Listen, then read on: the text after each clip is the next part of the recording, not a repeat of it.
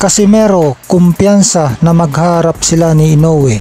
Pagkatapos manalo ni Naoya Inoue kay TJ Doheny kanina via TKO sa round 7, ay binati naman ni Janriel Casimero itong karibal niyang Hapon sa panalo nito at sinabing, "See you soon my friend, the monster." Mukhang kumpiyansa si Casimero na dispatsahin ng kanyang world rated na kalaban Saul Sanchez sa October 13 sa impresibong paraan. Inanyayaan pa nga niya si Inoue na manood umano kung paano niya wawasakin si Saul Sanchez na gaganapin ang laban nila sa Japan.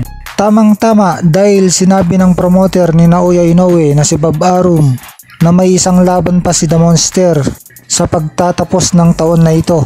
Kaya kung inanakaut ni Casimero sa Saul Sanchez, ay baka siya na ang sunod na kalaban ni Naoya Inoue. Marami namang mga Pinoy boxing fans ang nag-comment dito sa katatapos lang na laban ni Inoue na kung hindi lang daw ni Rayuma ang 37 years old na si TJ Doheny, ay baka natalo nito sa puntusan si Inoue. Kaya tuloy nabuhayan ng loob ang mga Pinoy boxing fans na kayang talunin ni Casimero si Inoue basta mag-training lang ito ng gusto. Tapos ito pa, nag-post ulit si Casimero.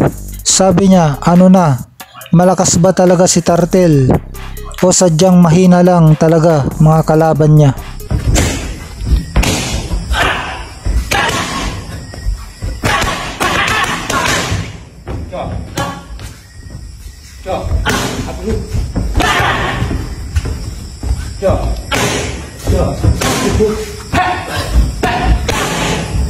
Last one.